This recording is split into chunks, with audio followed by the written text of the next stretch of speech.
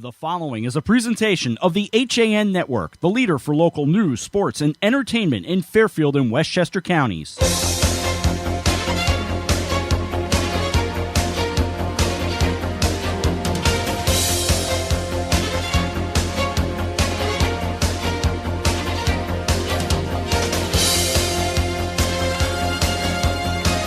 Almost time for game number 2 of this CIAC Class L State Girls Lacrosse Semifinal on the HAN Network. Good evening, everyone. Along with Dan Arestia, Eric Gendron, and our crew here at Taft Field on the campus of Fairfield Ludlow High School. I'm Rob Adams. Tonight, the top seed, the Darien Blue Wave at 19-1-1 on the year, take on the Wilton Warriors at 10-8. The Warriors, the number 13 seed in Class L, coming in to this semifinal game. And Dan, the winner of this game, is going to take on the Fairfield Ward Mustangs, who just survived the Greenwich Cardinals in a good one here. The Mustangs are going to stick around and watch, and we're almost ready for game number 2. Yeah, we had a real treat in the first game. We had when the never got to be more than a 2-goal differential. Both teams really fought hard in that one, with Ward coming out on top. And in this one, Wilton is kind of here playing with house money. We talked about it, prior in the broadcast, that everybody kind of assumes that the undefeated Blue Wave is the toast of the CIAC and is going to be the team that makes it. So Wilton gets to come in and play with pretty much no pressure on them. It's come in, have a good time, try and play your game, and try and make something happen. They're led by a couple of underclassmen, and they're hoping that they can really kind of surprise the Blue Wave early and jump on them and see if they can come out with a win. There is something to be said about playing with house money, and that's exactly what the Warriors can do coming in here tonight. For the Blue Wave, they just have to keep doing what they've done. Easy victories so far over Newtown and Glastonbury, in which they've outscored their opponents by a combined score of 38-10. But on the other side, for the Warriors, they've outscored South Windsor and Cheshire by scores of 36-20. So you got a couple of teams from the CIAC that know how to score. Yeah, and Wilton isn't exactly a pushover. Their record is, just a tad above 500, but they've played Ridgefield to within 1 goal. They have an OT loss to Greenwich. They played New Canaan very, very close. So they're capable of hanging with some of the big powerhouse teams in the CIAC and around the state. And even more of a house money for them at the 13 seed. They are the highest seed to ever play in a state semifinal game. So, almost nobody was expecting them to get to this point, but here they are, and, they're hoping for the best. And we're hoping for a good one here tonight in this final game of the semifinals. And, of course, we saw a good one a little earlier today as we watched Fairfield Ward survive a late Greenwich rally, and they almost tied this game up very late. Maggie O'Gorman cutting down to the net, almost threw it home to tie it up, but instead it wound up an 11-10 final score, with Courtney Sheets scoring 5 times for the Mustangs. So the Mustangs await the winner of this one. Yeah, and there's another house money situation there. Ward has never been to a state final game. They're going to be in a situation where whoever they play, it's going to be their first time there, and they're going to be looking to upset somebody who's been a traditional power in the state, whereas they are, a relative newcomer to this level of competitiveness.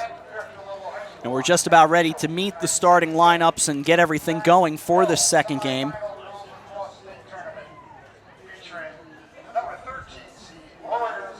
As we're going to watch the introductions in a moment. But before we do that, let's take a break here. We'll come back and get it started. You're watching the CIAC Class L Semifinals on the HAN Network. Connecticut is coming back to hometown banking, to a partner that makes small businesses feel big, where community comes first, where you get the know-how only neighbors can deliver, where saving time is important too. It's time to expect more. It's time to bank well. Bank smart. Bank local. Bank well. With the 24-month Bank Well Smart CD, you can earn 1.35% APY and raise your rate and add to your CD.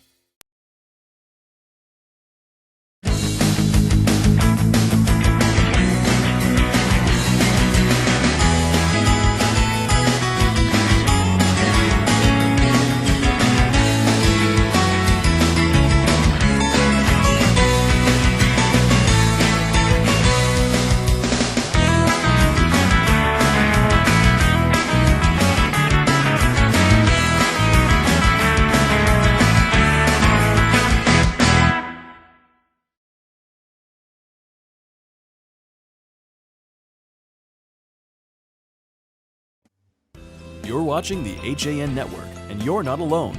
Nearly 1 million people have watched our live sports, news, and entertainment programming since the network launched in August 2015. Advertise on the network that reaches Fairfield County, Connecticut's most engaged audience. Contact Advertising Director Jessica Murrin at 203-273-7312 or email jessica@han.network. Welcome back to Fairfield Ludlow. Let's watch the starting lineups and then we'll explain what happened here, because that was fun to watch. But we're watching the Wilton Warriors be introduced right now.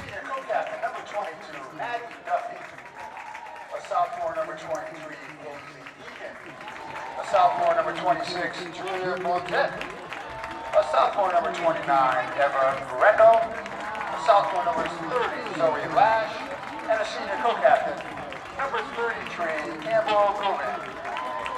Warriors are coached by Meredith Adamicky. And now for the top-seeded Darien Blue Wave will be the home team on the scoreboard.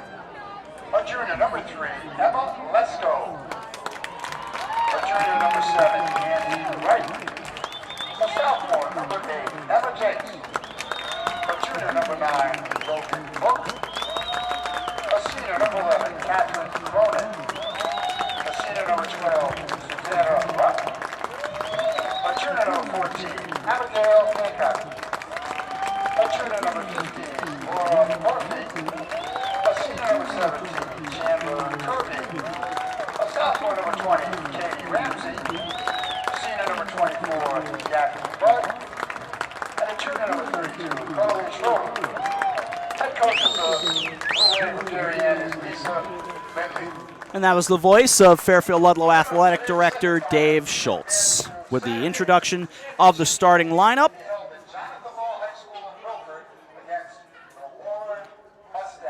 And we'll look forward to Carly Schudel taking her place, the junior, who played a wonderful FCIAC championship game against New Canaan when the Blue Wave won that championship.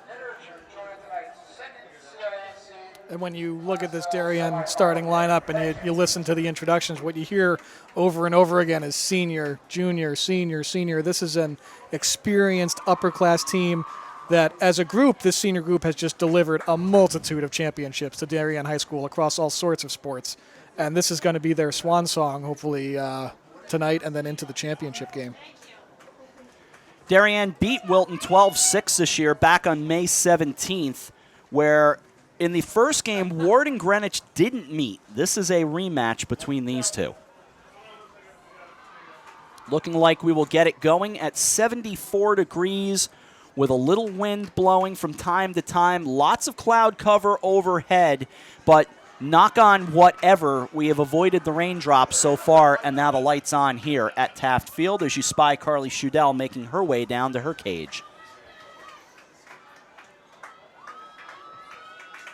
Now out come the Warriors.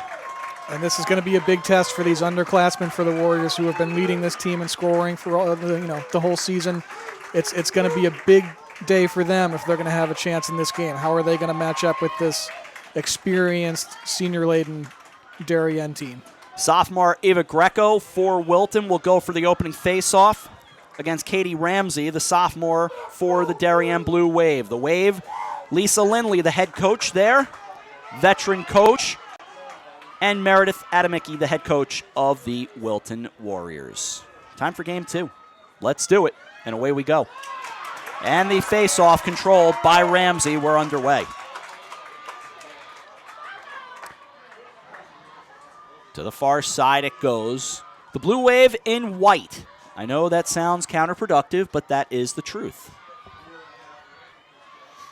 And it'll be interesting to see what kind of pace Darien tries to play with here. Sometimes when you feel like you're a big favorite, you want to try and get out and just jump on that other team early and just try and create that seed of doubt early in the game and start feeling good about yourselves early in the game. Sometimes it's better to just kind of measure your opportunities a little better. Working down close and throwing it home for the first goal of the night. It's Katie Cronin, and it's 1-0 Blue Wave. And it looks like it's going to be a little bit of the former. Katie Cronin with a great dodge from up top. Really shook her defender on that one. And then fired that shot home low to a great spot. Goalie did not have much of a chance on that one. So Cronin with the goal, just 42 seconds in.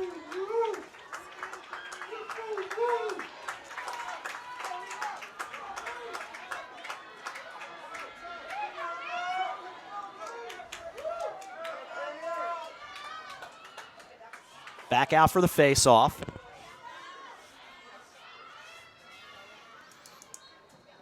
Popped up.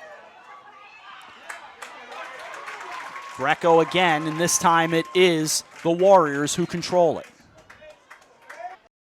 Starting in, looking to tie it up.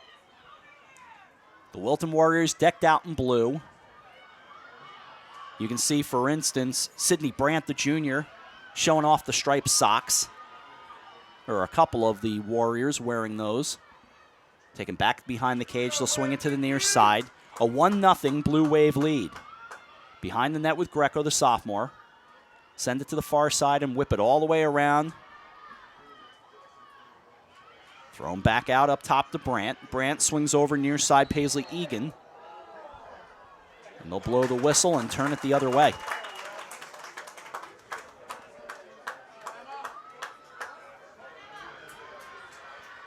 So they'll start it back. Heading back out, Annie Wright and Emma Jakes.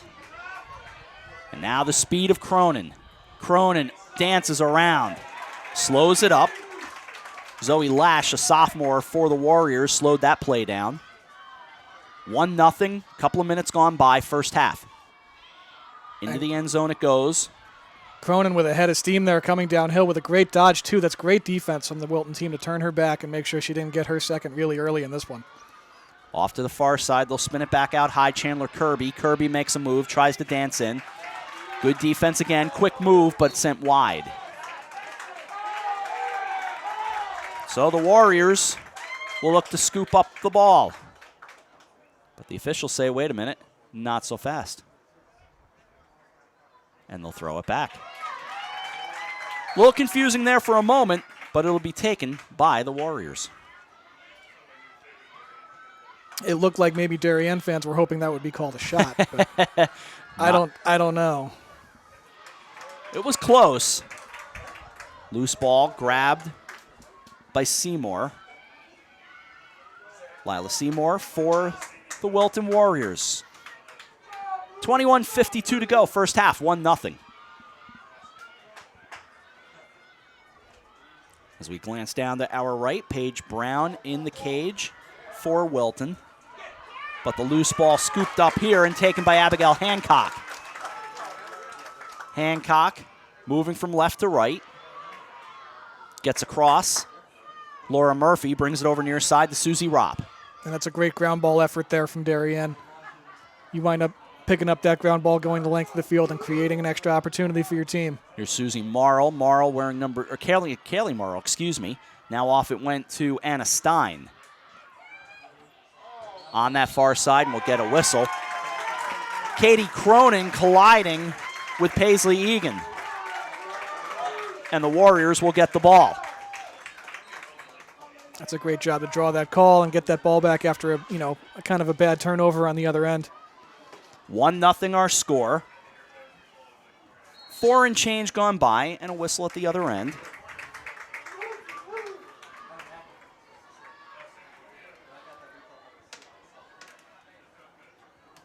So we'll go for the reset.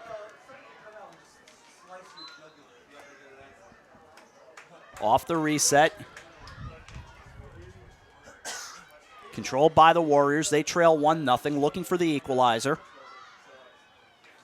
Off to the near side it goes. They'll send it up high. Played there by Rebecca Weistrich. Started to make a move. Went off. Lila Seymour stepping in.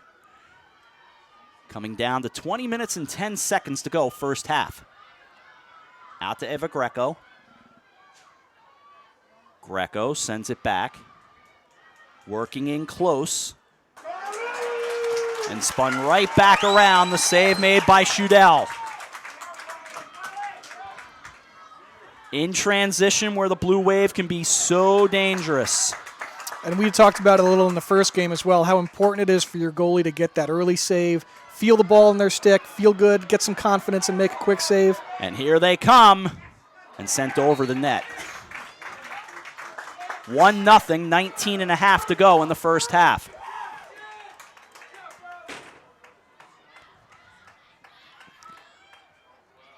Coming down to 19-20 to go first half, 1-0 game. We still have to tell you what happened during the national anthem. Have to admit, that was pretty cool. We were in break when it happened because you can't always mic these things up just right, and I've always been a big believer if you can't hear the anthem correctly, I don't believe in airing it. You don't want to be disrespectful. Moving inside, Cronin sends it wide.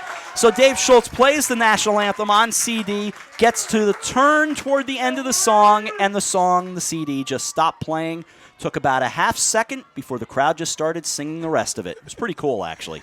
It was pretty outstanding to hear the crowd that pumped up to sing their national anthem. And I'm sure if you ask Schultz about it, he will tell you it was on purpose. Dave is smart that way. Just trying to rile the folks up. 1-0 score, 18:25 to go in the first half.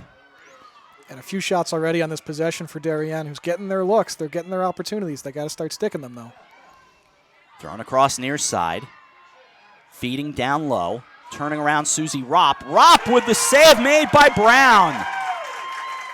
Paige Brown in those light blue shorts comes up with a good opening save. That's probably your first one of the evening, and really a solid one. That's a great save right there. That's Ropp with a great angle, a great look at the goal. And I don't even know if the stick got that or if Brown just stepped into it and got a piece of it with her leg and made a great save with the body on that.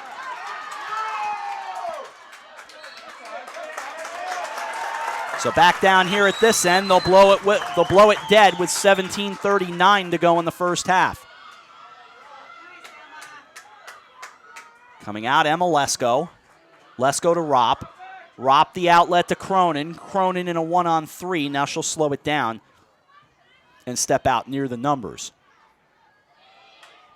The very dangerous Laura Murphy now grabs it, the junior.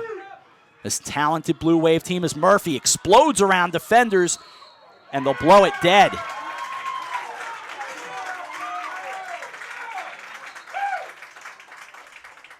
Murphy lost, I believe, her goggles. She'll put them back on, or the eye protection. Such a beautiful breeze blowing right now. 17:06 to go first half. Yeah, who said anything about rain? This is great right now. We'll take it. Cloud cover and possible rain tomorrow. In fact, showers and thunderstorms likely really in the afternoon hours between 1 and 5 with a 70% chance of those showers. We will deal with that tomorrow. Here it's turned right back around, and Morrill has it go wide. Comes over near side. Trying to grab it. It's the Warriors initially, and the Warriors get it back. Zoe Lash. However, it's the Blue Wave, and it's Chandler Kirby with the all-too-easy goal. 2-0 Darien. You had a great check down in the corner to get that ball back and turn that loose ball into a quick opportunity, and that's just how quickly Darien can strike.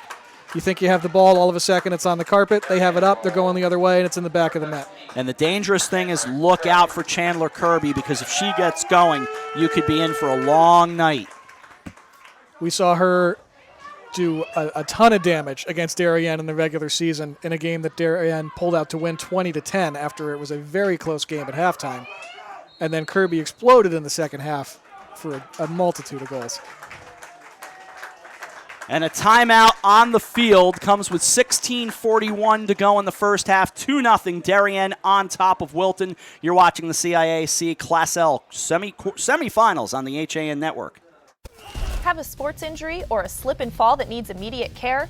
Coastal Ortho Express Urgent Care gives you direct access to an orthopedic specialist fast, without an appointment. Biking, golf, tennis, soccer, whatever the sports injury is, sprain or fracture, Coastal Ortho Express can help. Coastal Ortho Express Urgent Care, open Monday through Saturday, now in 2 locations. The iPark building at 761 Main Avenue in Norwalk and 36 Old Kings Highway South in Darien. Or go to coastalorthoexpress.com, like them on Facebook.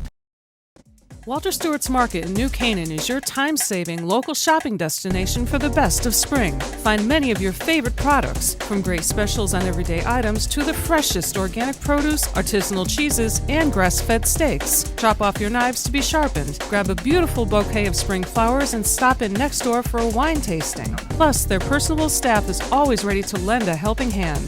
So stop in to Walter Stewart's Market, 229 Elm Street today, or shop online at stewartsmarket.com. We return with beautiful shadows beginning to make their way across now here at Taft Field. And Dan, what do you have? Well, so far in this game, Darien up to 7 shots, on which they've scored 2 goals. Cronin with already a goal and an assist. For Wilton, you've got 2 shots taken and you've got 3 turnovers. And when you talk about the things Wilton needs to do to win this game, it's really got to be almost perfect. It needs to be one of those really low, if not mistake-free games. And we already had, Kirby goal set up on a forced turnover down here. You've had a couple of turnovers in Wilton's offensive zone that are always going to hurt you. And when you get those shots, we saw Shadell already make 1 save. You got to make those shots count, and you got to try and stick most of them. Otherwise, it's going to be a long day. So for Wilton, obviously keeping the turnovers to a minimum is critical, and making sure you keep that possession high is also key. If Darien doesn't have the ball, it's hard to score. 2-0 our score, 16:41 to go, first half.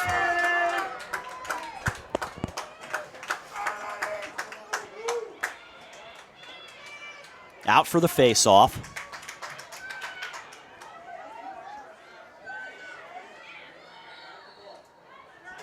And it's taken by the Warriors.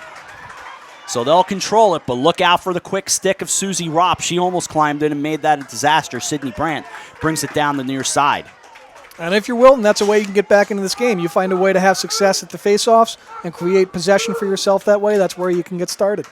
You can try and grab a goal, win a face-off, get that ball back, and try and steamroll it that way a little bit. That's how you can get into this game. 2-0, but the Warriors with the possession.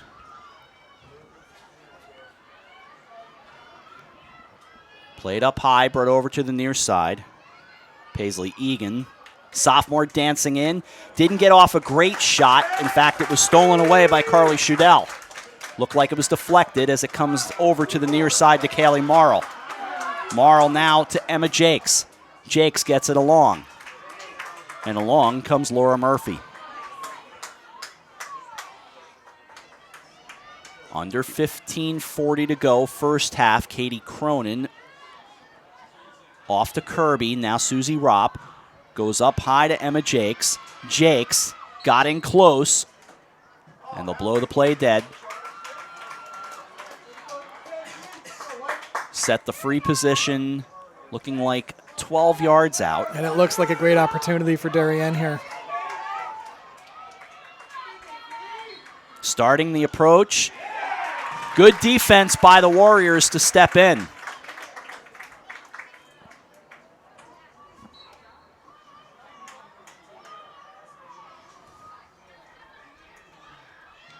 So it'll be played by the Warriors. Laura Murphy put it on net, and the save made by Brown. That's a great save from Brown. It looks like she's on her game. Oh. Well, maybe that one's my fault for saying she's on her game just in time for an unforced turnover. Coming up on 14.5 to go, first half. But that still was a spectacular save from Brown, paired with the early save that she made that was equally spectacular. It looks like in net, she's seeing the ball well. She's going to be able to make some stops and hopefully keep Wilton in this game. Near side, Susie Ropp. 14:15 to go first half, 2-0. Cronin and Kirby, the goals. Behind the net, Ropp. Shoulder fake, gets in close, and that is all Susie Ropp, 3-0.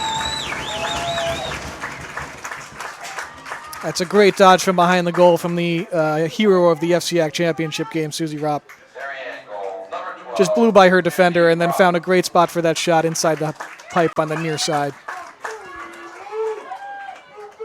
We can also bring in a third member of the broadcast crew. We put Kevin Coleman down on the field. Kevin. Rob, Dan, good to see you guys on a beautiful evening here in Fairfield, Ludlow. And Susie Ropp just scored, and Rob, if you remember in the FCX, Susie Ropp was so vocal and a huge leader in a way that the Blue Wave were able to get that FCIAC title, guys. Back to you. All right, Kevin, thanks for joining us. Did a great job on camera, and we got him down the field now for the second game. 14:07 to go. First half, he is joined around this whole facility tonight, along with Dan and myself. Kevin now, Eric Gendron directing, AJ Simonowski. We've got Steve Buno on a camera now with Sean Saylor, Max Barefoot, Marty Herseman, Josh Fisher rounding out the crew here at Taft Field. Off the face-off, initially grabbed by the Warriors, but instead taken by Emma Jakes. Jakes down the far side to Cronin. Cronin waving with the left hand, directing traffic. So playing catch now, the dynamic duo of Murphy and Kirby. Almost like they're playing catch between the hash marks. And before the play, a whistle away from it.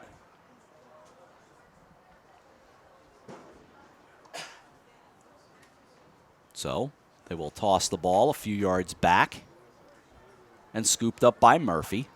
16 yards out of the cage. Does have a lot of room to work with. However, the Warrior defense can close. They do. So it'll be backed right back around and off to Chandler Kirby. Kirby losing the handle on it, spun around, and Paisley Egan stole it away. You saw a great team defense there from Wilton. Great help defense with that slide to Kirby and get the ball from her. And now you're seeing them move it up the field. That's an excellent job from the Wilton defense on that possession. Sun setting behind the press box here could be a factor if you look to this side of the field where we are. Yeah, you can look to the other side of the field and see pretty much everybody is shielding their eyes from the sun at this point. Absolutely. 12:40 to go first half. Little toss goes to Sydney Brandt. Brandt stays inside the numbers. Now a little cloud cover takes the sun away. Goes behind the net. Ava Greco. Greco using a couple of fakes. Spun away from Emma Lesko. Someone in the crowd yelling, help her. And I'm sure they'd be glad to help her with 12:10 to go in the first half. 3-0 Darien. Blue Wave trying to advance to meet Fairfield Ward on Saturday. However, the Warriors would like to kind of interrupt that party. Stepping away and in no rush is Greco.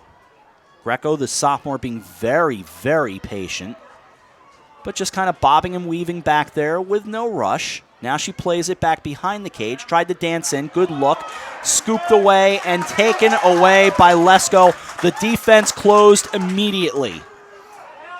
It's a great defensive effort, but Wilton did generate, that's not a bad chance for them.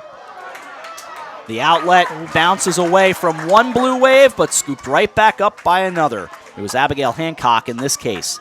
11:20 to go first half, 3-0 Wave. And that might be the way Wilton choose to play some offense tonight, is that they decide, listen, when we have the ball, we're going to take our sweet time. We're going to make sure our look is a really good one, and we're going to try and keep the ball from you as long as we can. Working down low. Too close and knocked around. Boy, that was at point-blank range. They'll blow the whistle. A really close look. I think it was Murphy who was only a few yards out.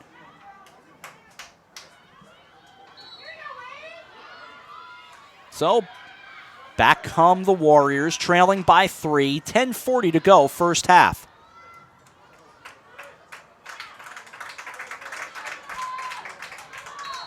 I'll blow it dead there and restart. 10:30 to go, 3-0. Down come the Warriors with a good chance, but they'll slow it up and go behind the cage.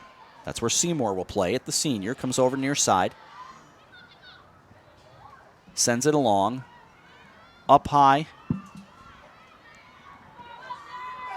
And we'll see if Wilton continues to play this sort of stall and take it slow and really methodical offense that, forces Darien to play long stretches of defense and doesn't let them have the ball on offense. Greco behind the cage.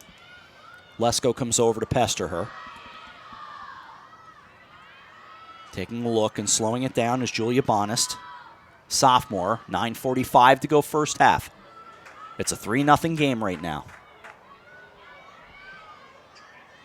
The Warriors again trying to slow down and just create some opportunities. They're having some good possessions, but then the Blue Wave closes the door. Starting to make a move in. Egan spins, turns. Her shot went wide. And it's funny, you could hear people below us looking at Egan there saying, go to the goal, you have all the room in the world. And she just waited and waited and then struck after waiting for about 40 seconds. 9:07 to go first half. Egan will start the play again. Just kind of walking along 19 yards out. Yeah, it's the same idea. You can see how much space there is on the left side of the field, and Wilton choosing not to dodge into it. Backing it all the way out.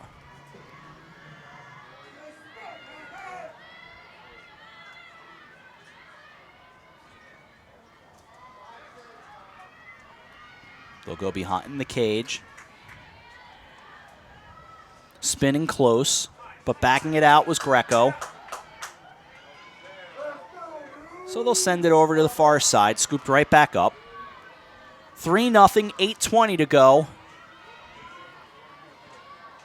This almost kind of four corners offense will drive a crowd nuts, but it's a coach's, it's a game plan.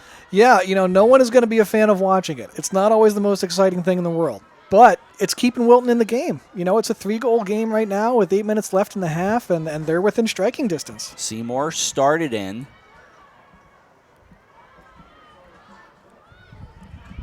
This is almost, kind of reminiscent of pre-shot clock college basketball, that kind of thing. Breaking through, getting close, and able to take it away with Shudell.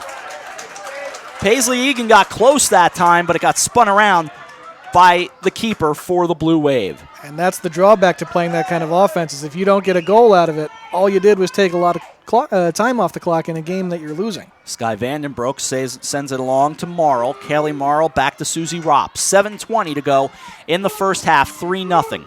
Here's Chandler Kirby. She'll bring it along. Give it off to Christine Fiore.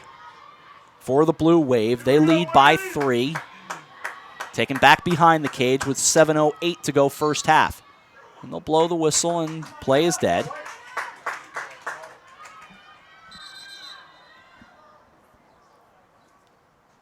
So they'll reset some things that the officials didn't like, and now we're good to go.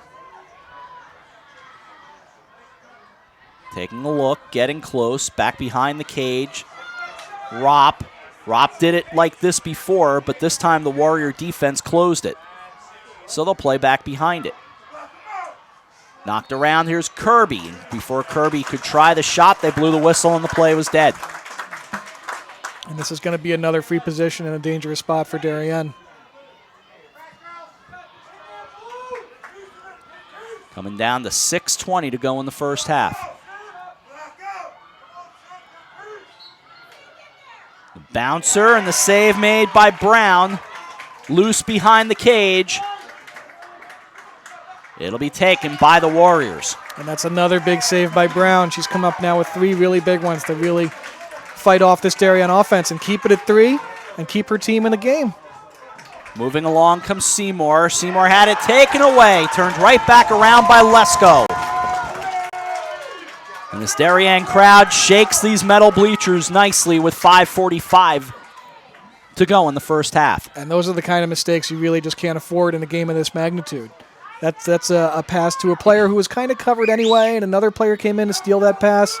You'd rather just make sure you maintain possession, keep running on your own, and let someone else come open for you.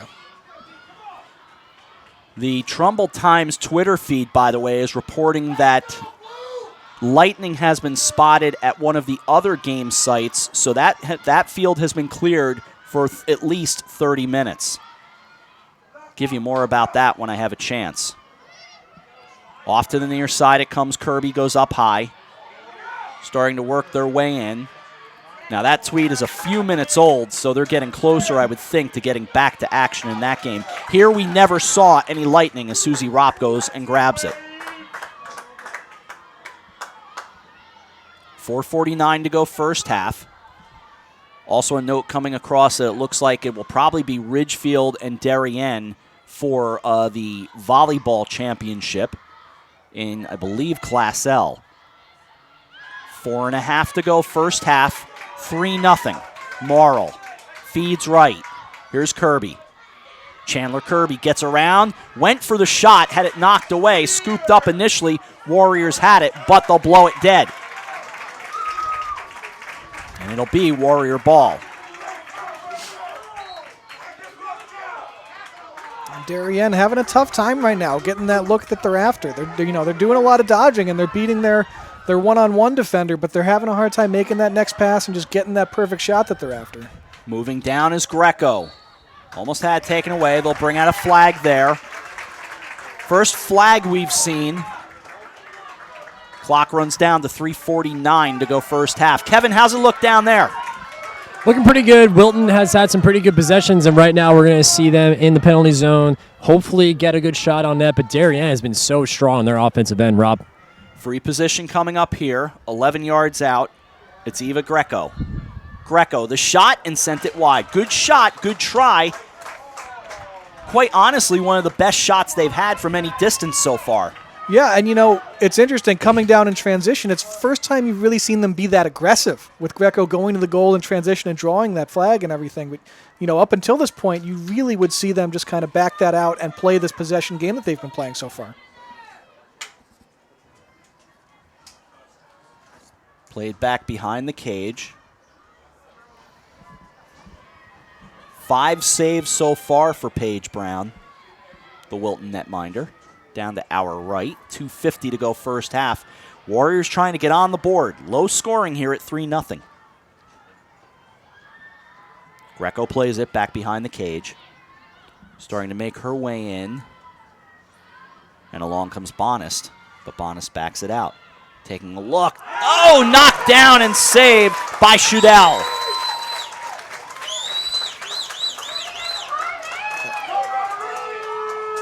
And a chant of Carly in the crowd. To the near side it goes. Here's Daphne Budd. And right now the biggest detriment to that stall offense is Carly Shadell, who she's seen a couple of shots that have been created out of that offense that have been good shots, and she's just making the saves. Now trying to move the ball down.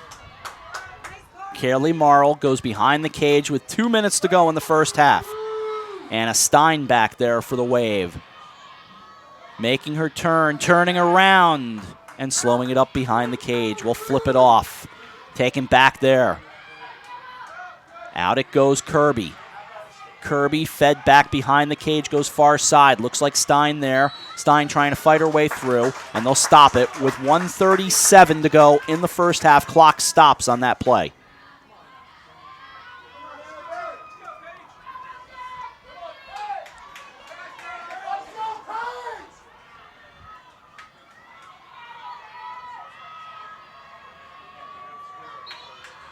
Starting to move. I'm going to correct something I said in a moment. I see Ryan Lacey with a tweet that I want to make sure I get to you. It will be an all FCIAC final in boys volleyball. However, it'll be either Darien or Staples. They're going to a game 5 with Staples and Darien. So either way, it'll be all FCIAC. Knocked around, save made, goes all the way back out as it's pinballed around and taken by the Warriors with 1:10 to go in the first half. Losing control on the ball, they will blow the play dead. Freshman Julia Skillen moving from right to left. However, it'll be taken by the Blue Wave. And again, down to 1 minute to go, first half. That ball gets away, rolling all the way over. Can Laura Murphy save it? She can. Nice job by Murphy. And the junior feeds it across. Looking into the sun is Katie Cronin. 47 seconds to go first half, 3-0. And Darien probably really wants to get one here. I know they're up by 3 goals, but they've been stifled a little bit here. They have the offensive firepower and they're getting looks, but they just can't seem to get it by Paige Brown right now. Getting one goal here just before halftime would really make a difference for them, I think. And down goes Kaylee Morrill, but the whistle blew and turned it away with a half minute to go in the first half. And we've seen that now 3 times with the Warriors stepping in to take the charging call and get the ball back. and now Wilton may be looking to get one here in the last 30 seconds of the half. They'll have to move somewhat quickly.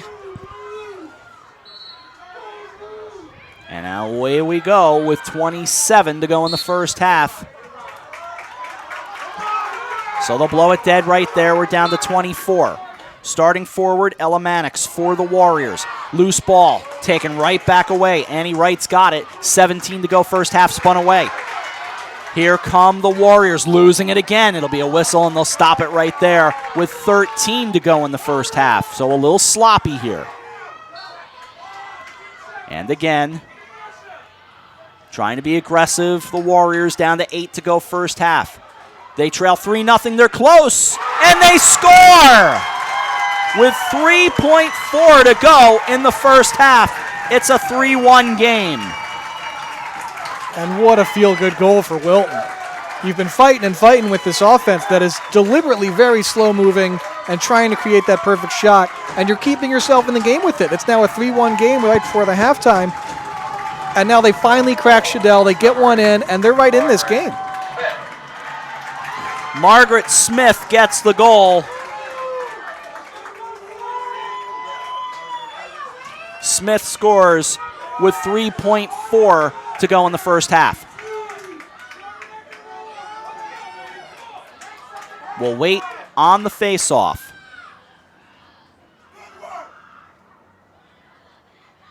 There it is. Flip it high. We're down to 2-1, and the first half will come to an end. I mean, momentum is what it is, but that's a little something for the Warriors to hang their hat on. It's a 3-1 game. Well, I mean, if you look at the Warrior recipe for success in this game, parts of it are showing up here. Darien has more turnovers than they would typically have. They had, at least 6 in that first half. I would say Wilton had most of the possession there because of the way they're playing offense. And Paige Brown's coming up with some big stops, and Darien's score total is just staying low. It's a 2-goal game that right now Wilton looks capable of winning. And this is a game you didn't think would be that close necessarily. But, credit to Wilton's coaching staff and their players for executing this game plan that's keeping it close. A quick thought from Kevin before we head out for a halftime break. Kevin. Dan mentioned it perfectly. It's huge momentum if you're the Wilton Warriors. Getting that goal with 30 seconds left, 3-1 at the half. If you're Wilton, you're very happy with this lead going to the half, guys. And out we go for our halftime break with the score. The Darien Blue Wave, the top seed, they lead. The Wilton Warriors, the number 13 seed, 3-1. We'll take a break. We've got an in-game news update, and we'll come back for more second half. 3-1 score. You're watching the CIAC on the HAN Network. I'm Kate Chaplinsky, and this is your in-game news update on the HAN Network, giving you a rundown of some of the top stories for Tuesday, June 7th, including that state police troopers in Bridgeport are looking for help to identify a man who was found unconscious on the right shoulder of Route 8 southbound near Exit 2 in Bridgeport. This happened Monday at about 5 in the morning when an unidentified black male victim was located on the shoulder. He's suspected of falling from the Washington Street overpass in Bridgeport onto Route 8. Upon arrival, troopers found the unconscious male and rendered first aid. He was then transported to Bridgeport Hospital for evaluation of several broken bones, lacerations, and an apparent head injury. The male victim did not appear to have been struck by a vehicle. The victim was not in possession of any identification, but is described as a black man with salt and pepper balding hair and a gray mustache and beard. He is approximately 45 to 60 years old, about 5 feet 10 inches tall, weighing 220 to 240 pounds. At the time, he was wearing a flannel shirt, work pants, and black sneakers. Anyone who may know the identity of the male victim or who can provide information can contact state troopers at 203-696-2500. And in other news, before Christopher Plaskin was sentenced to 25 years in prison on Monday, State's Attorney Kevin Lawler noted that it took only 33 seconds for Plaskin to take a life that many people described as promising and inspiring when he stabbed and killed Marin Sanchez in a stairwell at Milford's Jonathan Law High School back in 2014. That 33 seconds demonstrated the violence behind the attack, Lawler said of the killing, which happened on the day of the school's junior prom. On Monday, Judge John Ronan told Marin Sanchez's parents that parole is a possibility, and they will both be advised if and when Plaskin does become eligible for parole. Plaskin, who was wearing a yellow jumpsuit and glasses, handcuffed, bowing his head at times, declined an offer to speak during his sentencing. His attorney, however, Edward Gavin, issued a comment for Plaskin, apologizing to Marin's family and friends. Jose Sanchez, Marin's father, decried the sentence as unfair because it means that Plaskin may be eligible for parole in 12 to 13 years. He said that while Plaskin may walk out of prison at the age of 32 or 33 with a college education, his daughter will not be walking out of her grave. He and Marin's mother, Donna Chimarelli, battled tears throughout the hearing, and they both issued emotional statements when they got a chance to speak. But there's much more on that story at MilfordMirror.com. And according to the Wilton Bulletin, Cafe Rouge, a restaurant and yoga studio, has filed a lawsuit against the town of Wilton, Wilton Center Development Limited Partnership, and Paragon Realty Group. The suit was filed in Superior Court at Bridgeport on May 23rd. You're seeing now some clips from a content piece that the HAN network made with Cafe Rouge last year. The cafe, owned by Annie Horn and Barbara Chopin of Weston, opened at 101 Old Ridgefield Road in Wilton Center on December 22, 2014, but it closed less than a year later. It had been a popular eatery and gathering place until, they say, a pervasive petroleum odor caused customers to stay away. That's the reason for the lawsuit, odors believed to be coming from an illegally abandoned oil tank under the building. The town is being sued because it owns the building where Cafe Rouge leased space. But there's much more on that story at wiltonbulletin.com. And 5 Darien police officers will receive the United States Attorney's Award next week in New Haven for their work on a case that is a significant one to the department. Recently retired Ron Bucell, Officer Michael Cummings, Sergeant Jeremiah Marin, Officer James Martin, and Lieutenant George Chip Vitone have been notified that they will receive the award in connection with the investigation and ultimate conviction of Anthony Sabato in November. Sabato is the only person of interest in the 34-year unsolved murder of Officer Kenneth Bateman, and he was sentenced to more than 13 years in prison for drug trafficking in Hartford back in November. The judge also found when he was sentenced that Sabato supplied the firearm that was used in the murder of Bateman on May 31st, 1981.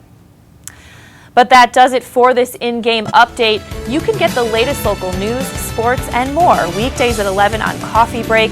This in-game update was brought to you by the Hospital for Special Surgery.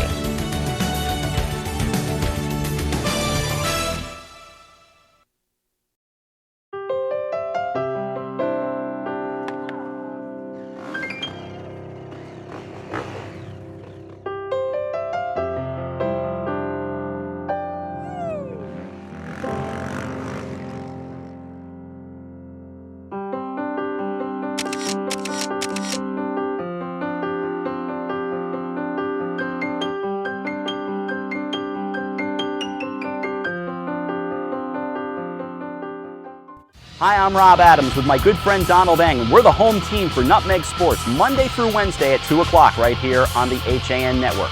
We are the place for all things Connecticut sports, so come hang out with us on Nutmeg Sports. Don? They don't call him the best color man in the game for nothing. Nutmeg Sports, 2 o'clock Monday through Wednesday right here on the HAN Network. I'm Kate Chaplinsky. Join us for Coffee Break weekdays at 11 to get the latest Connecticut news, weather, high school sports, and more. News doesn't get any more local than on Coffee Break on the HAN Network. Halftime here at Fairfield Ludlow High School's Taft Field. 3-1 Darien leading Wilton. What do you think? I think the story right now is that Wilton is managing, even though they're losing, to dictate pace here. You know, you've seen it at a lot of other levels. Notre Dame and men's college lacrosse used to do it, where they would just say, listen, we're going to slow the game down to a halt, and we're going to try and win this game with a low score line and see if we can keep ourselves in a game that way. And you're seeing Wilton do it here. When they get the ball on offense, even though the crowd is looking at even yelling at girls, go to the net, you know, take a dodge, you have the whole field open. They're not doing it. They're taking time off the clock, and they're waiting for just that right opportunity and just that right look.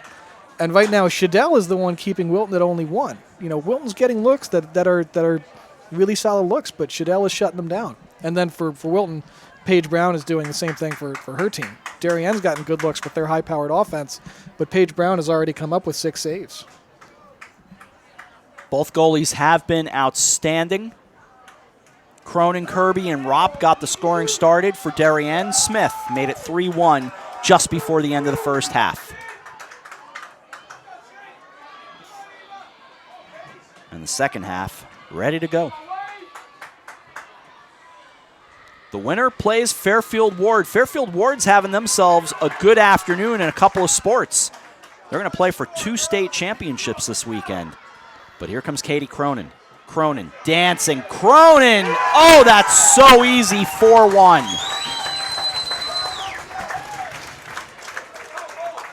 And, you know, Darien, when it comes to that moment where, hey, listen, we need a goal to get ourselves going here, you've seen in that situation Cronin want the ball and say, hey, I got this.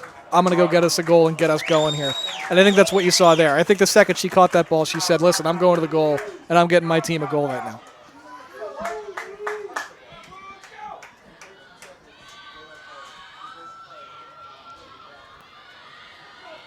Back out for the face-off.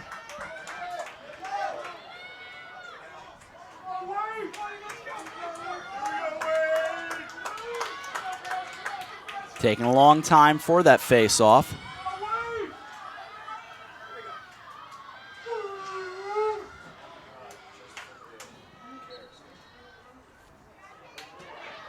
That face-off took quite a while to get it going. Down went Cronin. The mention of down went Cronin and the way I just inflected that does make me think of Howard Cosell, and I don't want to spend too much time on it. Obviously, so much has been said, but obviously, as sportscasters, to take at least a half second to recognize Muhammad Ali's passing last weekend. He was the greatest in capital letters. The question is if he was truly the greatest boxer. That's for another time, but certainly wanted to take a moment and just recognize him. Moving in, Cronin had it spun right back around. It's a 4-1 game with just about a minute gone in the second half. As turning around come the Warriors. They go from left to right. The outlet comes to Brandt. Brandt right along the hash marks. Trying to cut it back to 2. Was looking for someone cutting down. It would have been Eva Greco, but it goes behind the cage now. Played back there by Elizabeth Armstrong, a junior. Sent all the way out high. Paisley Egan again. Coming up on a minute and a half gone by to the near side. Egan tried to split defenders. Kind of stopped and hesitated for a moment. Logan Book was on her. So she'll take it behind the cage. 23:20 to go, second half. Sent out high and played by Brandt. And you see a little more early initiation from Wilton now, a little more urgency on offense, because a major drawback to the offense they were playing is that it takes a long time and you're losing. Like eventually, you just got to start trying to score. Turned around and out high. Egan there.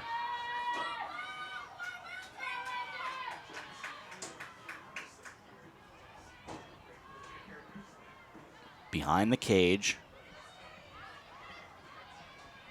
Starting to move in and push down. Hard junior. So they will set the free position 9 yards out.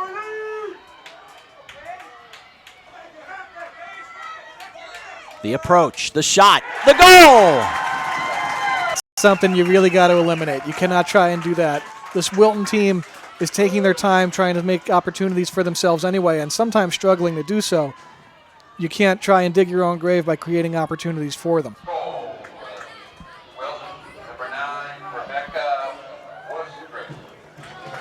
Rebecca Wistrich with the goal.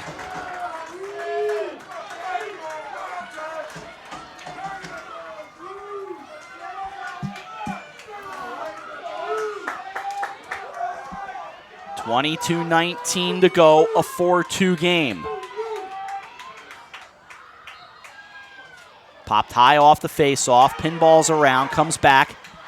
Warriors had it, now they grab it. Fed along, comes to Armstrong. Armstrong with a head of steam along the numbers. Turned around, had a double team on her. Sent up high and fed across to Wistrich. Staying on that far side, it goes to Greco. Down to 21:50 to go in the second half. And a 4-2 game. Out to Duffy. Make it Egan, I beg your pardon. Egan fighting Shudell, and it goes in. That got past Shudell.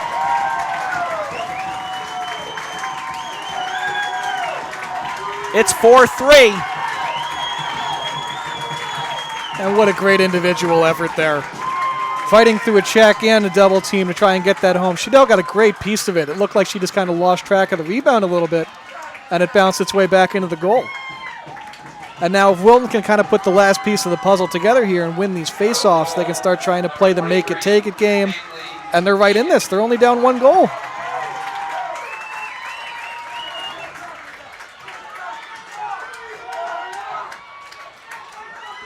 So maybe new life in this game.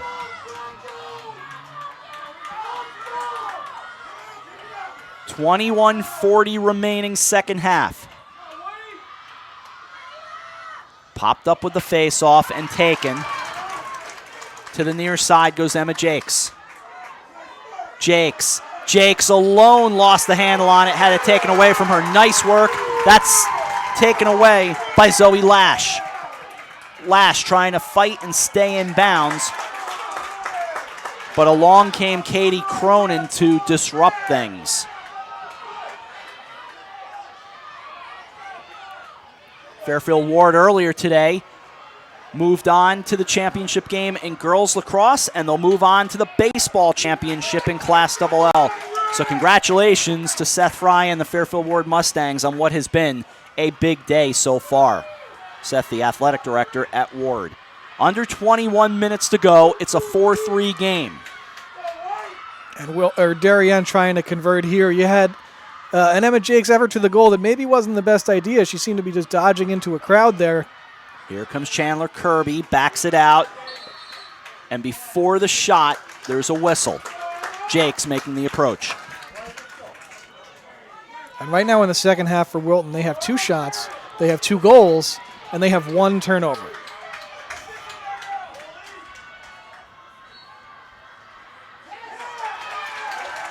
It'll be taken back behind the net. And it looked like Brown got a piece of that one as well. Another save, I think. Taken up high, Murphy. Murphy spins back to Cronin. Cronin close. They'll blow the whistle before the shot. Blue Wave 4, Warriors 3, 19:59 to go, second half.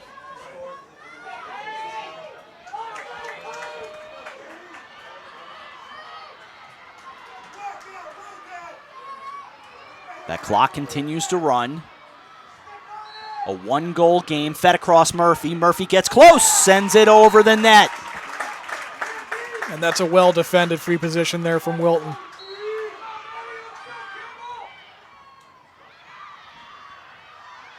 Off to the far side. They'll bring it back out high. Working in Kirby. Back out Murphy. Defended well by the Warriors. Stepping inside. Bouncer comes over and scooped right back up by the Blue Wave. They've got it in a 1-goal game with 19 minutes to go.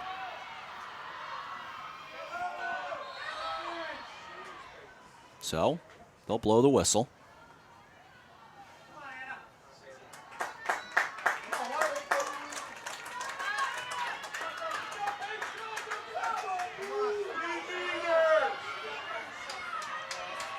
Reset it from the free position, 11 yards out. Someone trying to start a Let's Go Wilton chant in the crowd. It was Anna Stein, but before the shot, no shot was attempted, in fact. They blew the whistle again. 18.5 to go.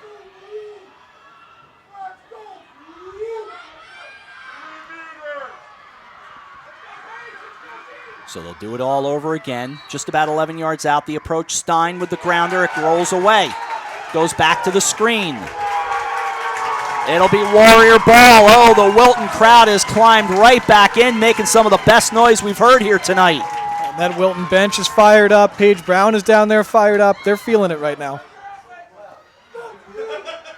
So it'll start with the Warriors trying to cause some trouble back there from Zoe Lash. But Lash able to work her way out of that double team initially. She backed it up a hair. And they'll work it forward. Lash, quick move ahead. Getting it across the line from left to right come the Warriors. 17 and a half to go. Down comes Wistrich. She has Emma Lesko on her. Flips it along and out to Sydney Brandt.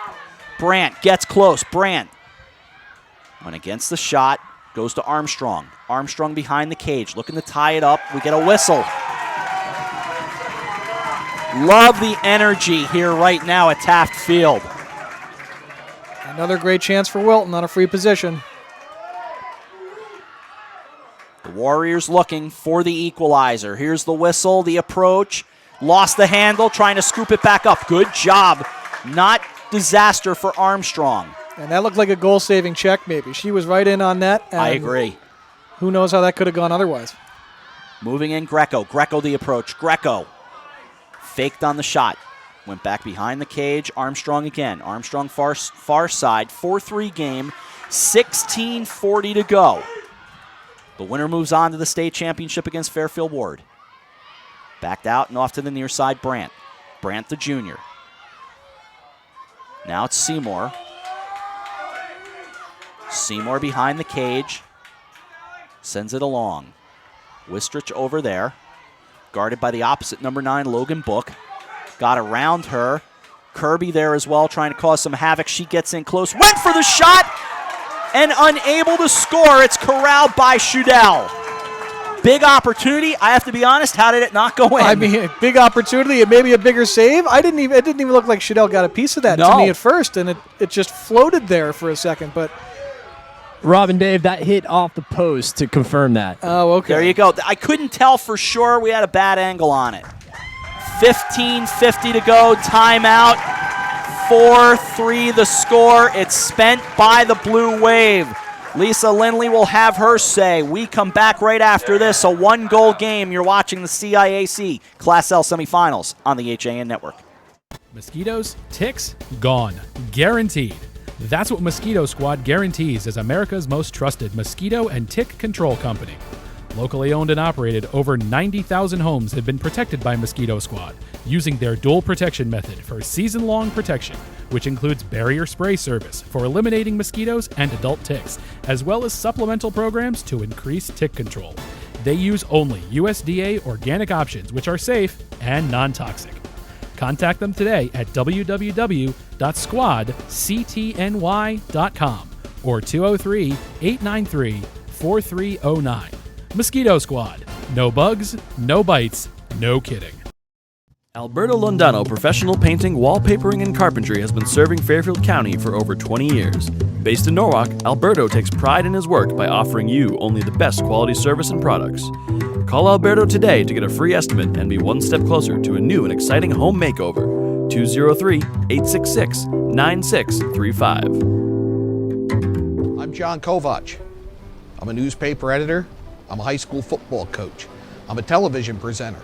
And I want you to love fishing as much as I do. Tune in to Yankee Fisherman, Thursdays at 1 on the HAN network.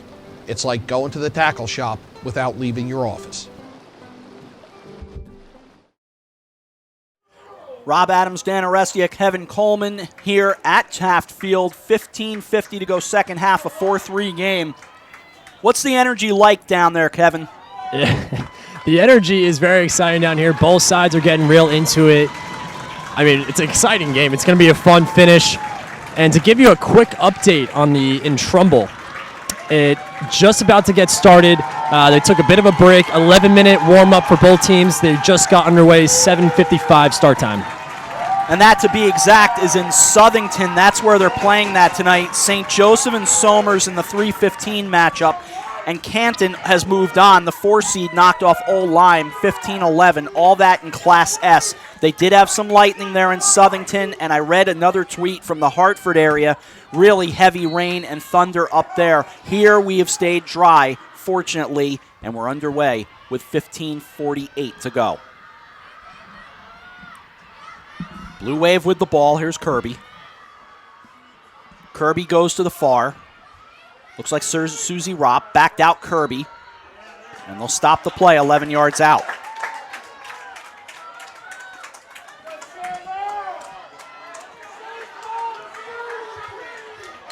The approach. Kirby. Knocked away. Second try over the top of the net. And Darien still just cannot solve Paige Brown and get that ball on cage and buy her. She's been everywhere. 15:05 to go, second half. 4-3 game. Prior to that last flurry, I have Darien taking 18 shots, 13 on net, and Brown already has 9 saves. Cronin had it get away from her. I think maybe make it 10 on that. Yup, I agree. Cloud cover here, sun fading, lights on. They'll be needed and scoring. The Blue Wave with Susie Ropp. It's 5-3.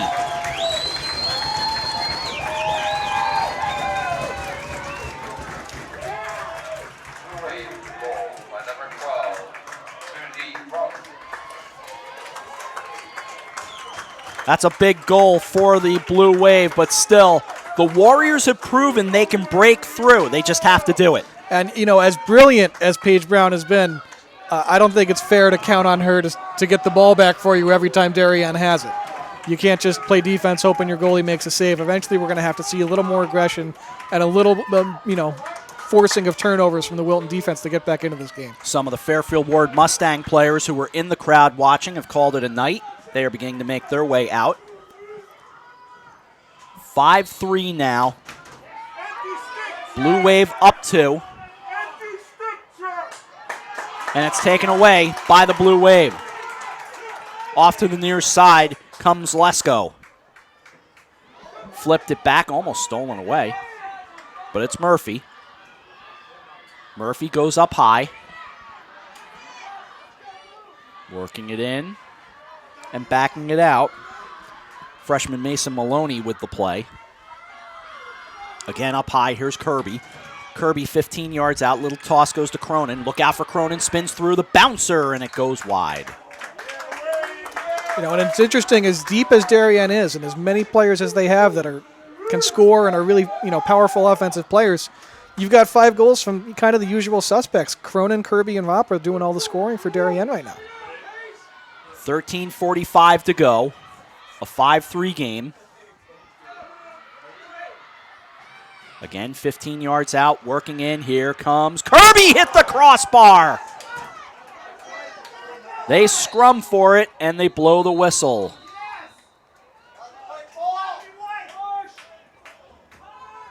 Oh, everybody wants the ball to be theirs. I think Eric Gendron has motioned for it to be his as well. Dan would like it. I would love it. They're all yelling about who should get the ball, but I think they're just checking on a player who might have been injured. So maybe we should see how that turns out before we start yelling about what the call should be. Everything seems to be okay. And it stays with White. 16 yards out. The one person who didn't want the ball was Kevin Coleman. He seems okay as is. Don't worry, Kevin. I'll go to you later. Kevin's batteries might be dying in the radio anyway. Moving in close. They go to the far side. Twisting around, it goes to Cronin. Cronin, the approach, goes to her right. Getting it back comes Murphy. Murphy, down the hash marks they go. Getting in and backing it out again. Cronin. Cronin backed out. Collision between a couple of players, and the whistle blows. Grabbing her hip and kind of doubling over was Kirby as she collided with Egan. Kevin, you okay down there? I am back. Okay. I am back. Sorry about that. Just checking on you. Looks like Kirby is going to be all right, though. She's about to take this quick shot. 12 yards out in a 5-3 game coming down to 12 and a half to go. The winner plays Fairfield Ward on Saturday at Jonathan Law. Cronin, faked, backed, fed down low. Murphy, score!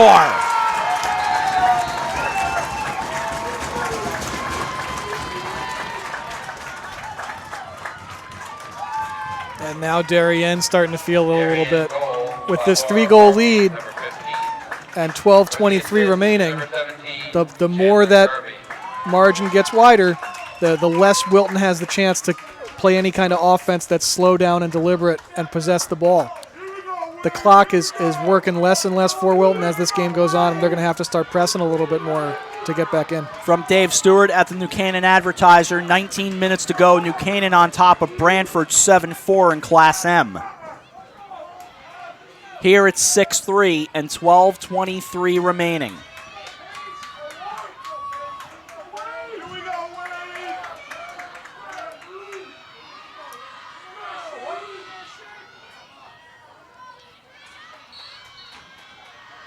It'll pop up high, and the Warriors come away with it. Brandt backs it out. They'll play keep away for a moment as they swing it over to the near side. Campbell Golbin steps in there. Bounces over to the near side for Seymour. Seymour trying to get out of trouble, flips it along. The Warriors now chasing 3. They chased 3 at 3-0. Can they answer? It was once a 4-3 game, and Wilton had the ball. But they'll go out high. Wistrich there. Brought along and played by Seymour.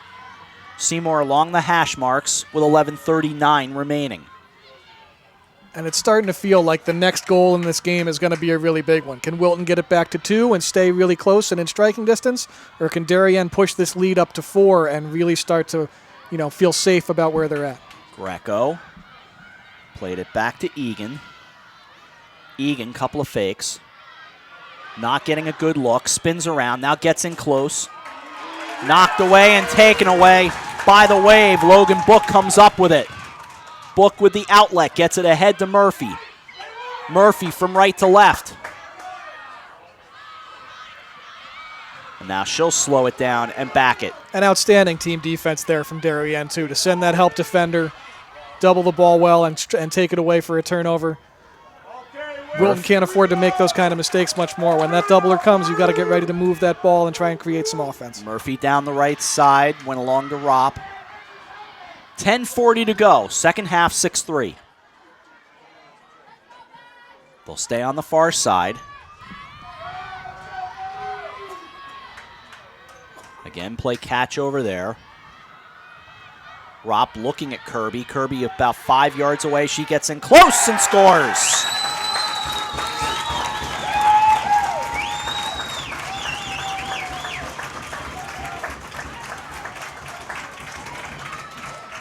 And we've seen it before with Darien, even in games where they were down.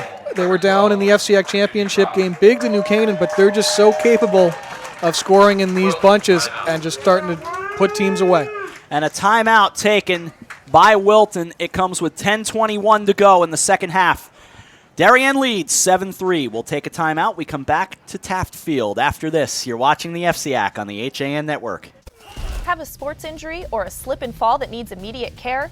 Coastal Ortho Express Urgent Care gives you direct access to an orthopedic specialist fast, without an appointment. Biking, golf, tennis, soccer, whatever the sports injury is, sprain or fracture, Coastal Ortho Express can help. Coastal Ortho Express Urgent Care, open Monday through Saturday, now in 2 locations. The iPark building at 761 Main Avenue in Norwalk and 36 Old Kings Highway South in Darien. Or go to coastalorthoexpress.com, like them on Facebook.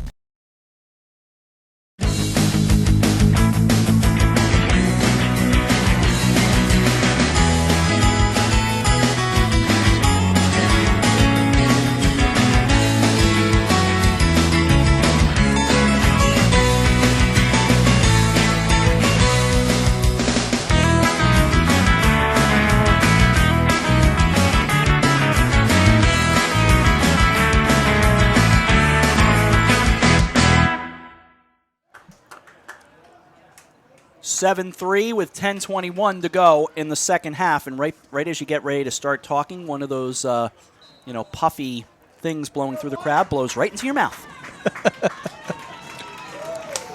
7-3 game. Dan, Kevin, back to you. How'd that taste, Rob? You can take that one, Kevin. Wow. Not as good as my chicken sandwich, guys. Oh, okay. Well, getting back to this game, the way that Wilton got to this point, they beat South Windsor 23-12 in the first round, and then they beat Cheshire 13-8 in the quarterfinal. And, both teams playing each other. The last game of the year, Darien won 12-6. So we're going to see if Wilton has any resiliency here after the timeout. This team is not going to go away. I'll tell you that. This Warrior team's too good.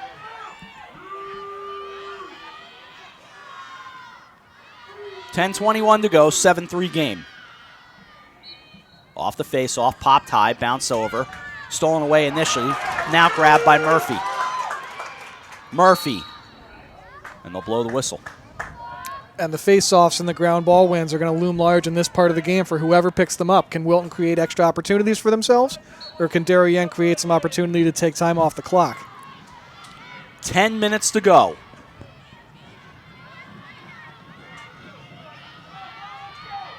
Clouds very much in effect now. Light's not really taking over here just yet. As they go behind the cage, send it far side. Plenty of noise being made out there on that field. Taken back behind the cage. 9.5 to go, second half. A lot of that noise coming from the Warrior bench, who is still fighting real hard. 7-3, Darien on top, 9:23 to go in the second half. Backed out, fed along near side. Of course, for everything you need to know about the Warriors, Tim Murphy, JB Cousins, the Wilton Bulletin. Great sports editors and guys that I call friends. Where I was once a writer. In what seems like many years ago, working for Jeanette Ross. 8:55 remaining. Trying to dance in. Sent back out from Ropp. Little nudge down low, bouncing around and stolen away by the Warriors. Through traffic.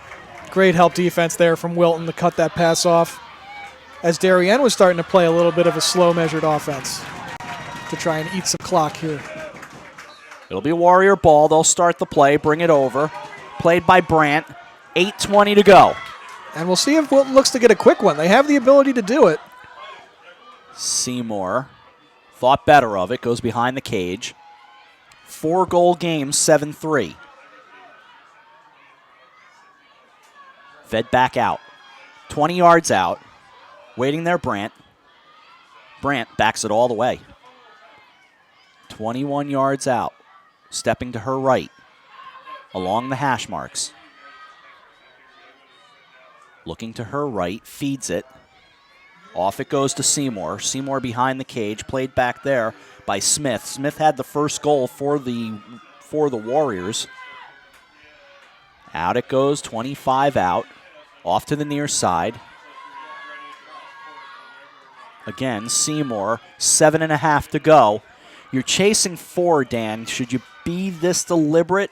I still think you want to make sure you get the right shot, but you got to start wondering how long it takes you to do it. And also, obviously coming in, this was Wilton's game plan to attack this way. This is probably what they practiced leading in.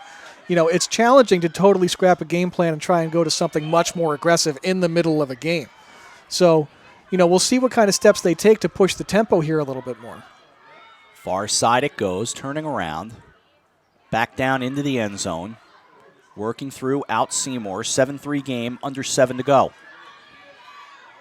Taking a couple of pushes, crowd getting grumpy, and it's scooped right back up. Logan Book had the defense, and Logan Book took it away. The outlet to Murphy, and the Blue Wave from right to left. 7-3 and 6.5 to go. So they'll slow it down, get it across. From Kirby, goes right to the far sideline.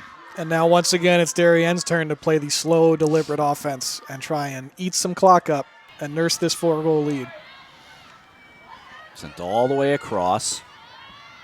Kirby on the hash marks. Smith came in to try to cause a little trouble and at least make Kirby take note of her. Now Kirby will move along. And Ropp will send it. And moving in close comes Maloney.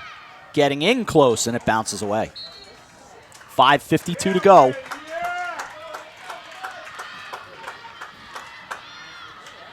Our buddy Anthony Pirelli also keeping us company up here, sitting over with Josh Fisher and Max Barefoot.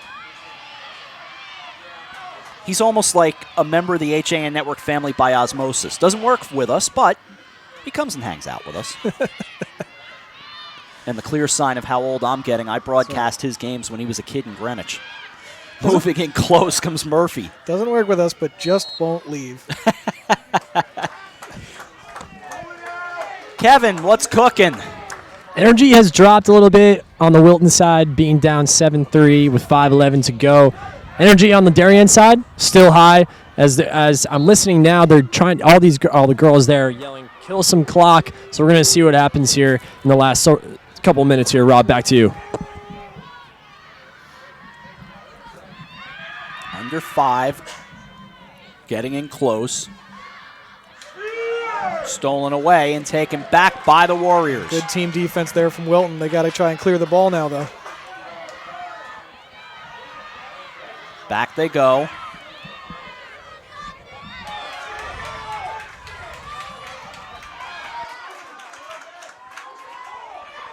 .429 remaining. Here come the Warriors trying to make some noise. Down 7-3. Feed. Thrown wide. Oh, great look. Crowd hates the call, of course, but nobody's ever happy. Great job by Egan. That's her best play of the night. She didn't finish it, but she looked really sharp going in there. And a great opportunity for the Warriors there. And Egan is a caliber player who's going to finish that most of the time. I'm surprised she didn't, frankly. 4:18 remaining. New Canaan, by the way, has opened up a 12-5 lead. They have scored 7 of the last 8 in their game, leading Branford. So New Canaan in good shape in Class M. 4:18 to go. And a shot, and Egan scores. They're not done yet. 7-4. And that's going to pump some life into this Warrior team now. If they can turn this into a face-off win, get another possession, they're in this. 3 goals is a very surmountable deficit. Darien, number 23. Wilton, number 23. Paisley Egan. Darien, timeout. And that's Egan's second tonight. And the poor public address announcer started to make the announcement and initially said it was a Darien goal. We've got a timeout on the field with 4:17 to go. It is a 7-4 game after the Wilton goal, to be very clear. We're back right after this. You're watching the CIAC on the HAN Network. Connecticut is coming back to hometown banking, to a partner that makes small businesses feel big, where community comes first, where you get the know-how only neighbors can deliver, where saving time is important too. It's time to expect more. It's time to bank well, bank smart, bank local, bank well. With the 24-month Bank Well Smart CD, you can earn 1.35% APY and raise your rate and add to your CD. You're watching the HAN Network, and you're not alone. Nearly 1 million people have watched our live sports, news, and entertainment programming since the network launched in August 2015. Advertise on the network that reaches Fairfield County, Connecticut's most engaged audience. Contact Advertising Director Jessica Murrin at 203-273-7312 or email jessica@han.network. We're back here. It's been a strange day, by the way, on the social media world. If you didn't hear it, no, Roger Goodell, the NFL commissioner, is alive and kicking. There apparently was a tweet at one point that Sting had also, but no, Sting is fine. It's just been a weird day, Dan. I don't even know what to do about it. I was dubious. I was waiting to see an actual photo of Roger Goodell until I really believed that he was alive. But that came along. Well, we're glad to say everybody's okay, including Dan and Kevin and myself. I heard Patriot fans were quite happy with that tweet. Yeah. That's a whole conversation for another time, different show. 4:17 to go, 7-4 the score, guys. Now you feel the lights taking effect here at Fairfield Ludlow. And here comes a big face-off in this game. Really big, I agree. You get a good look in on it. Terrific work by all the camera guys here tonight. Popped up, bounced around. Initially, Wilton ball. And it's Egan. Egan trying to take control here. Egan getting close. Egan the shot. Got it. 7-5. And that's how quick it can happen, and just like that. And Egan is taking the game over right now. 2 quick goals. Gives her the hat trick on the night.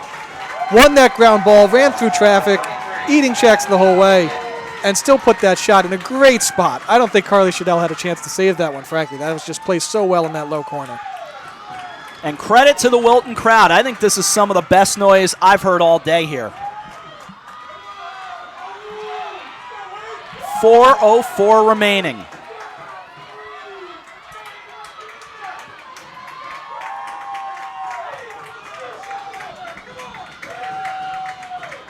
Another big face-off here, and they're all big now with 4:04 to play in a 2-goal game.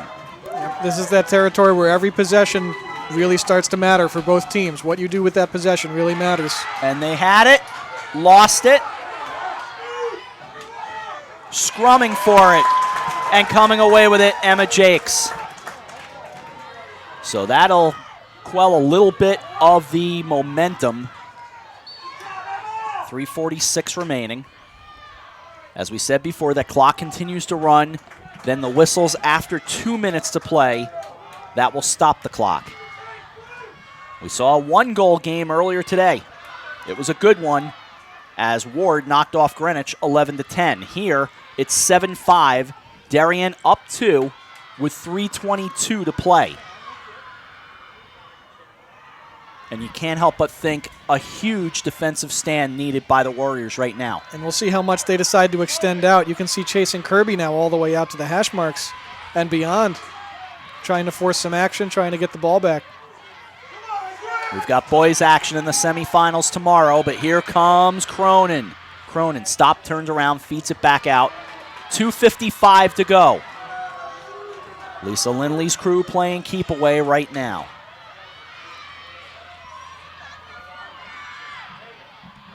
Kirby gets around, then stops, 20 yards out.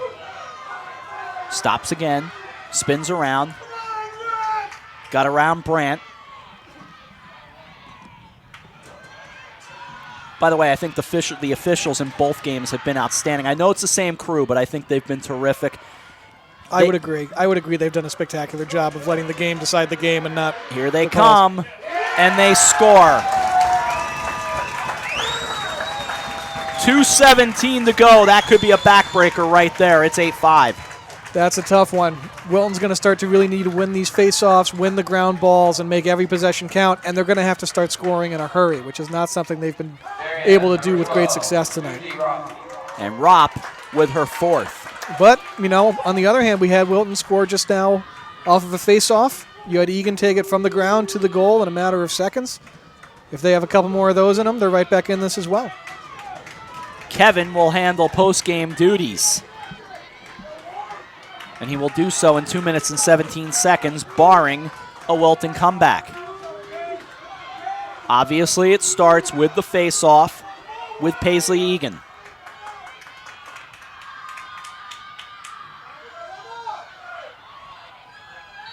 There's a whistle, blow it up, and it's taken and controlled by Darien with 2:09 remaining. That clock will continue to run down.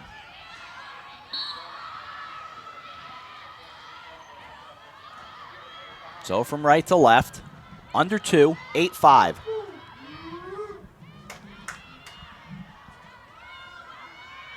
Cronin just trying to play keep away now.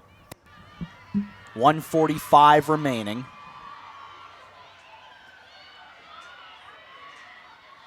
They'll play it back there. You see with a wide open net, it bounces around.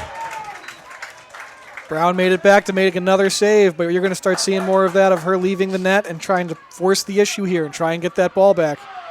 And 90 seconds to go.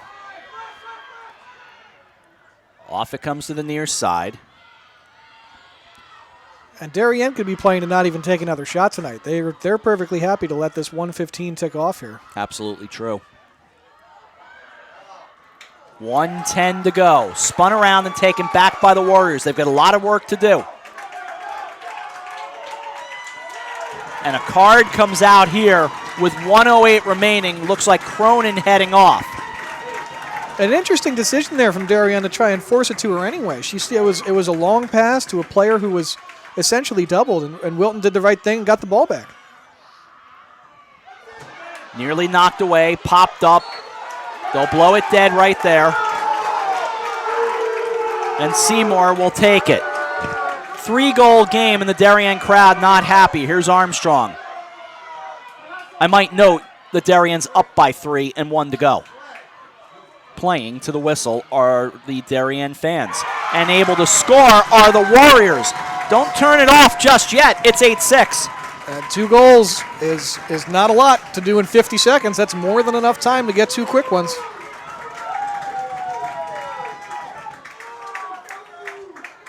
Number 29, Eva Greco. This time it was Eva Greco with her first. So now 8-6 and 49 seconds to go. And another huge face-off. Wilton pretty much needing this one.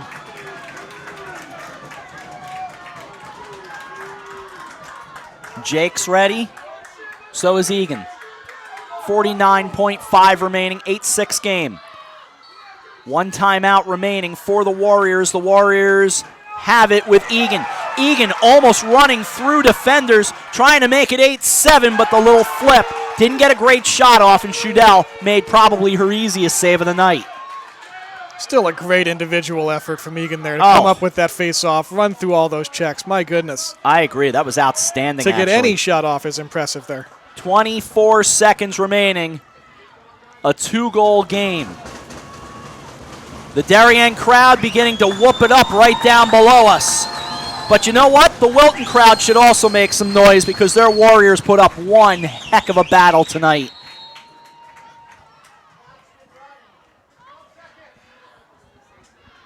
.7 on the clock. A few extra seconds did run off.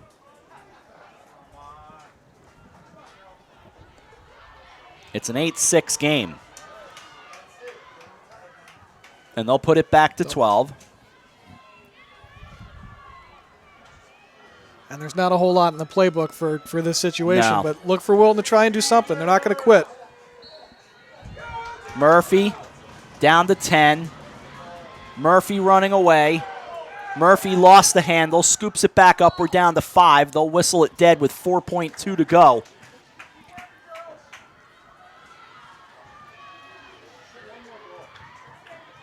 Time for probably one more whistle, but we'll see.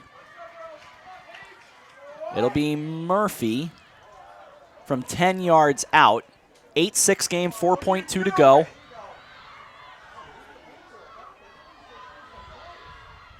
There's the whistle, there's the approach, there's the pass with 2 and 1, and this one is not quite over just yet, and now it is. And the Darien Blue Wave will play Saturday for the Class L Championship. They win this game by a final score of 8-6. And that is one heck of an effort from the Wilton Warriors. Most of the people in the building here, as we were walking around before the game started, did not sound like they expected an 8-6 result in this one. And like we said before the broadcast, Wilton, the highest seed to ever play in a state semifinal, the 13th seed. They played Darien really, really well. I really think they had a good game plan. I think what they came out and tried to do was a great way to try and win the game. And they hung tight the whole game. They were in the game for the entire time. You know, they fought hard, and they were really there, right there for the entire duration. Kevin's going to make his way across, grab his guest, come back over, and we will chat with that guest. Actually, Kevin will chat with the guest. We're out for a break. 8-6, the final score, with the Darien Blue Wave advancing to play the Fairfield Ward Mustangs. You're watching the CIAC Class L semifinals on the HAN Network. The HAN network travels all over Fairfield County in our HAN Cruiser, covering news, sports, and entertainment. And when we do, we make sure that our HAN network branded floor mats are with us to keep the dust and dirt outside.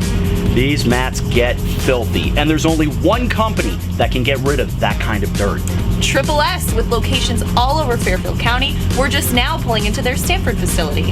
Rob, let's go see if Steve and Wanda can clean these mats up.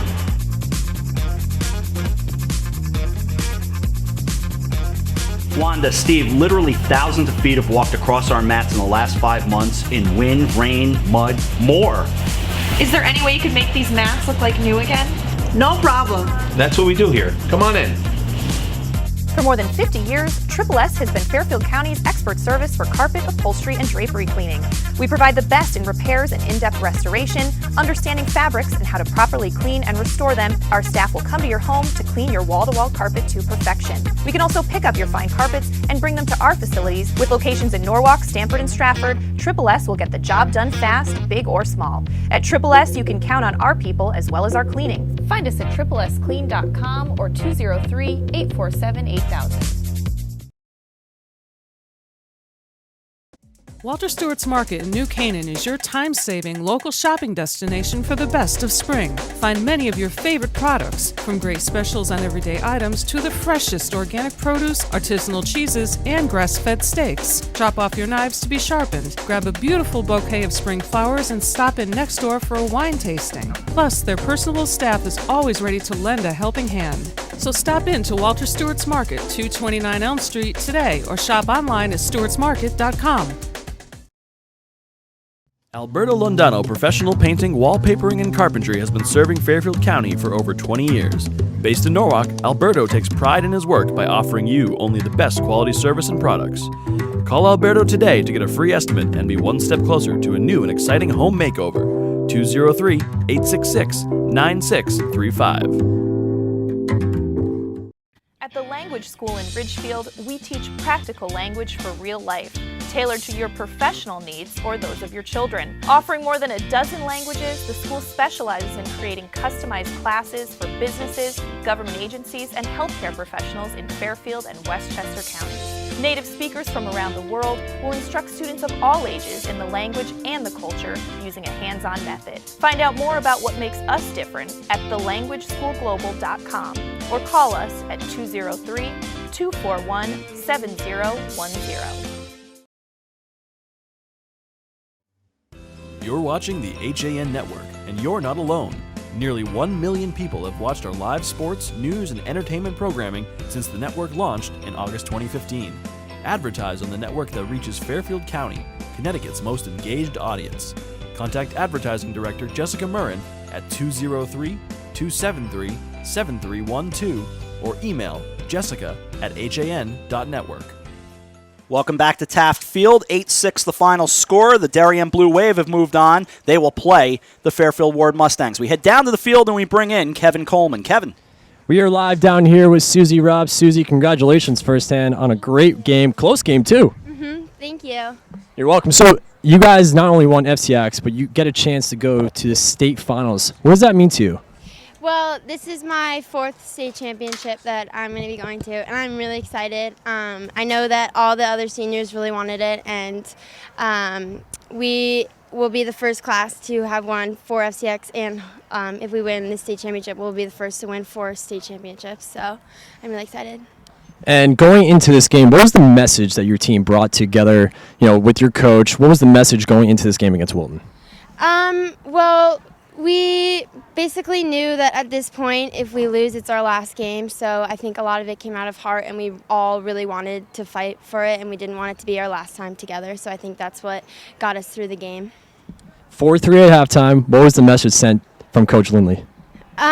She basically said we needed to sink our shots better, and we just all needed to relax. We were all we got a lot of charges, and we were all just rushing the ball, and I think we just needed to calm down and relax, and we got our shots in. Now, as a senior, winning states and FCIACs, would that mean a lot to you? Yes, I know we all really want it, and I know that I really want it, and so I think we can do it, I hope. Susie, thank you so much for your time, and good luck next year at Berkeley. Thank you. Thank you. Rob, back to you. All right, we'll wait an extra second while Carly Shadell makes her way into Kevin, and as soon as they're ready to go, we'll send it right back down, and I think they are all set. So, Kevin, right back down to you.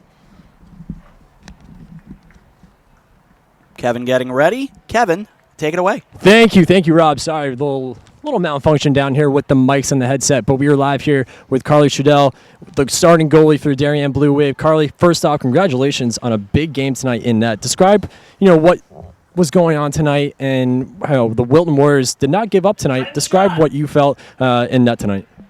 Well, we played them earlier in the season, and they're a really good team, and they played really well back in the season, and we were determined to beat them again. And I think they came out harder and really wanted it, but we just wanted it more, so we're going to the championship. So. Yeah, and I was about to ask, not only did you win FCIAC, but now you're going to states. What does that mean to you and this whole entire group as a team? As a team, I know everyone really wants it, especially the seniors, and this is my first time going, so I'm really excited, and yeah, I'm really excited, and hopefully we'll win. Well, if you win states, what would that mean to you going back home, bringing that state championship back to Darien High School? What would that mean to you? It would mean a lot, just like working hard this season and then having it pay off in FCIAC and states would be amazing, especially with this team. So. Well, I asked Susie, 4-3 at halftime, close game. Yeah. Did you guys expect that? And what was the message to your team? And what did you have anything to say to your team during the halftime? Did you get up, make any speeches at halftime? I didn't. I think that everyone just needed to kind of keep up the intensity and not get down, and just we were in it and we got it. So everyone just kept their head high and did well. So. Now you're going up against Fairfield Ward. I know you guys haven't had a chance to really do any scouting yet. You guys have a couple days left before the big game. But do you have anything that you think you're ready for? What do you expect from Fairfield Ward in the state championship game? We played them earlier in the season, and I think that they're going to be a totally different team now because it was one of our first games. They're a really fast team. I think we can keep up with them, though, and we're really excited to go. So. Well, Carly, congratulations and best of luck in the championship game. Thank you so much. Rob, back to you. Thank you. Kevin, great job. Thank you very much as we take it back up here, Rob and Dan. And it was on April 5th that the Darien Blue Wave met the Fairfield Ward Mustangs, and it was a 12-4 Wave win. Look, that was 2 months ago. A lot has changed. A lot has changed. And, we saw two great games tonight. And certainly the second of which with a scoreline that maybe we didn't expect. And the first game, was a 1-goal, 2-goal game pretty much throughout. I think you have 4 teams left in this thing that all have a pretty good shot at each other. By this point, they're going to be feeling each other out a little bit better. They're going to be in the rhythm of what we've been doing all year, what we're good at. They know what they want to do. They know what they want to try and stop the other team from doing. I think it could be a good one. I think Darien's going to be the favorite, of course, but Fairfield Ward, it's not somebody you can count out.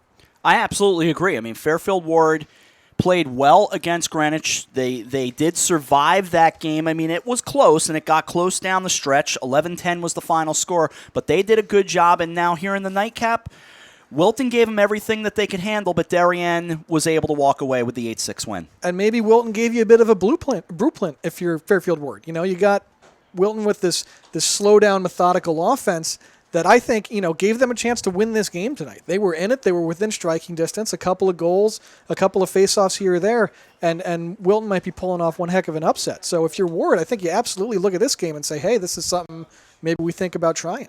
Dan, great job tonight. Thanks for coming by. Yeah, my pleasure. We look forward to working with Dan again.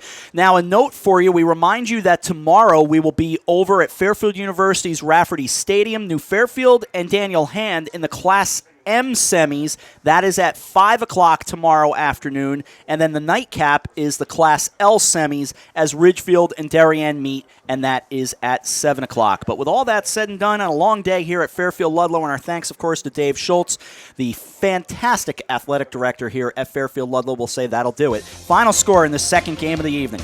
The Darien Blue Wave knock off the Wilton Warriors 8-6. Earlier tonight, it was the Fairfield Ward Mustangs over the Greenwich Cardinals 11-10. They will play for the state championship on Saturday, and that will be at Jonathan Law High School in Class L. Coffee break, get your day started tomorrow. Of course, we'll have Nutmeg Sports along during the day, and as well as CT Pulse. And then later on, it'll be boys lacrosse with that doubleheader that I mentioned, New Fairfield and Daniel Hand, followed by Ridgefield and Darien. For our entire crew here at Fairfield Ludlow High School, Josh Fisher, Marty Hersom, Max Barefoot, Sean Saylor, Steve Buno, AJ Simonowski, Eric Gendron, Kevin Coleman, Dan Arestria. I'm Rob Adams. Final score again, 8-6 in the nightcap. Darien moves on to the state championship to play the Fairfield Ward Mustangs. You've been watching the CIAC Class L semifinals on the HAN Network. Good night from Fairfield Ludlow.